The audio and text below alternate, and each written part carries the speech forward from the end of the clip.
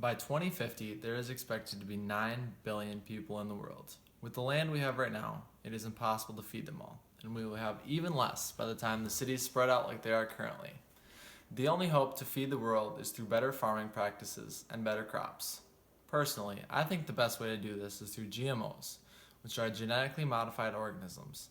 Many people don't actually approve of the use of GMOs because they think it's not natural and that scientists altered the genes of the plants. But in reality, they just made it possible to grow their own insecticides and to survive when sprayed with Roundup or other weed-killing sprays.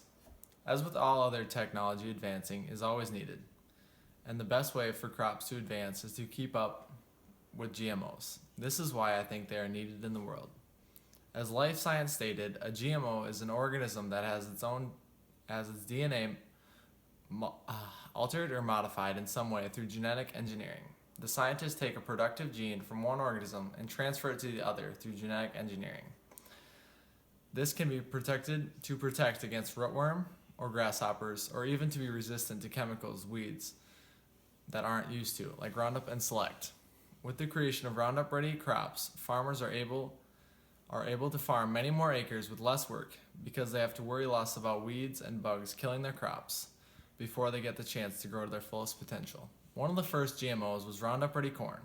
With the corn, we no longer had to worry about cultivating, which is basically dragging plows in between the rows of corn and beans, hoping to not kill the crops and turning the soil around them. This method wasn't very effective and easily killed the crops if the tractor driver wasn't driving perfectly straight. Now we just spray Roundup-ready corn and a mix of chemicals on our crops, and this effectively kills the weed with no chance of us losing crops, and it's a lot faster and more effective with much fewer uses. Without GMOs, there would be many more smaller farms because it would be impossible to farm near as much as we do today with worrying with the weeds. My mom works for Monsanto, a large seed and chemical company that produces many GMOs. According to Harvard University, Monsanto was made famous for creating and marketing the first major GMO, Roundup-ready soybeans, which were marketed in 1997. This was instantly met with controversy, and there are still anti-GMO protests all over the world. Some people hate the GMOs can be even in our food supply. I think this is because they don't really understand it. In reality, changing the genes from one plant have been through selected breeding since early prehistory. If you look at the past maize and steppes how it turned into corn, you can easily see that it looks like the genes have radically changed through selective breeding.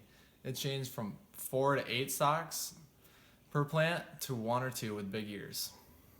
I have always been raised that GMOs have been a good thing, but some protesters believe that changing genes will taint the genes in the plant and will spread it to others. But what they don't realize is the seeds are actually sterile, so they can't even breed at all.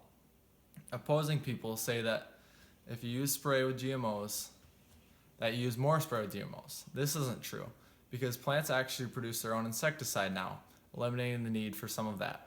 I believe that GMOs are the future of agriculture. I believe that the ability we have to change the traits of the plants to make them even more productive or even make them immune to diseases such as the ring spot virus. According to the Slate, 20 years ago, papayas in Hawaii were targeted with the ring spot virus, a virus that quickly destroyed them, and it seemed like there was nothing they could do to stop it. They tried selective breeding, crop rotation, quarantine, but nothing would work. Monsanto made a ring spot resistance kind of papaya that made the plant thrive in Hawaii again and was given to farmers for free to save the species. But sadly, people that opposed GMOs found out what the papayas were and burned many to the ground, and many of the plants were destroyed by the Greenpeace protesters that believed they could later mutate into something harmful to the people around them. In conclusion, I don't really think that there is anything bad about GMOs and no reason for people to hate them and believe that they will destroy the world. I believe that they will actually help feed the world, and I hope people realize their potential as a planet-feeding tool. If everyone chose to use them in the world, they would produce many more bushels of all crops.